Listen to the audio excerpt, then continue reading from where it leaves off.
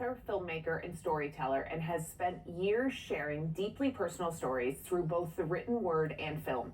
He's here to tell us about his new book release, No One Wants to Read That You're Happy, and his documentary, Interpreting Eric, which is a story that's resonated with audiences locally and around the world. The documentary is going to screen April 18th at the Highland Cinema as part of the Forest City Film Festival, a free, non-ticketed event followed by a Q&A. Welcome back to the show, Donald. Oh, thank you, Melissa. Thanks for having me. So excited to have you. It's so great to have a story that keeps going. I know, it's right? Amazing.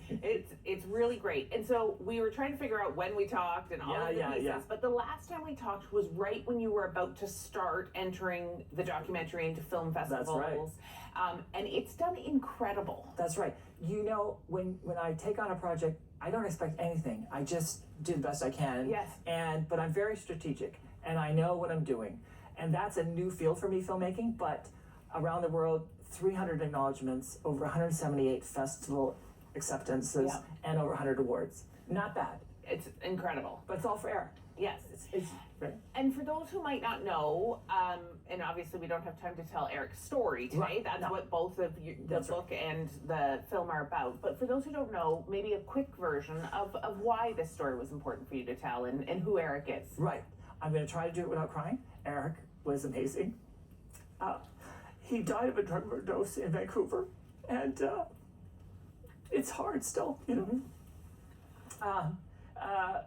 Was 40 years homeless or displaced, and everyone deals with sexual abuse differently, and was numbing his feelings.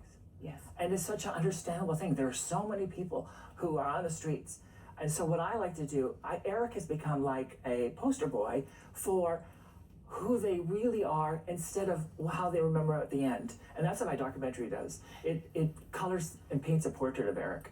And I think it's so important, the work that you're doing and being so open about your personal journey and Eric's personal journey, because it does put a human behind something that people aren't necessarily comfortable with. And right. I think we have to focus on the human so much more than we do. That's right.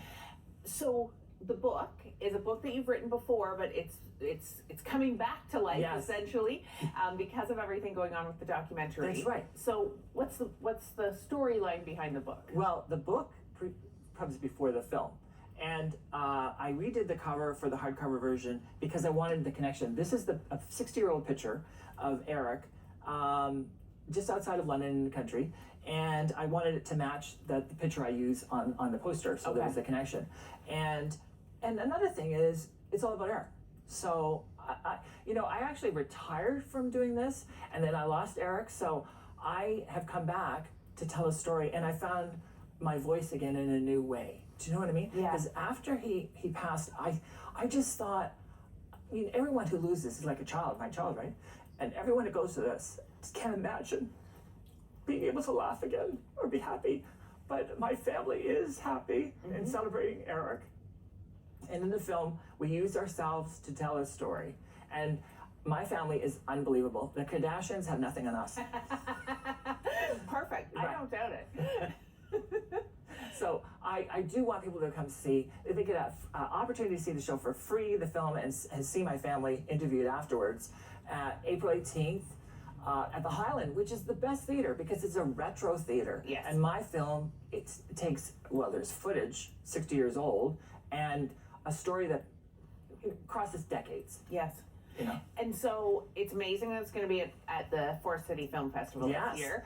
And it's great that you're doing this showing because, again, it's a topic that we don't want to put barriers around. Right. So an open, non-ticketed event is incredible. Oh, I've done produced things for 30 years. I've never had a free event. Yes. And the Forest City Film Festival, I can't believe this. This is their kickoff for their season. Last year I had the film in there and I won an award. Amazing. So this is part of the winning. Yeah. And it's honest to God, okay, so you know how many festivals I've been in, including Toronto.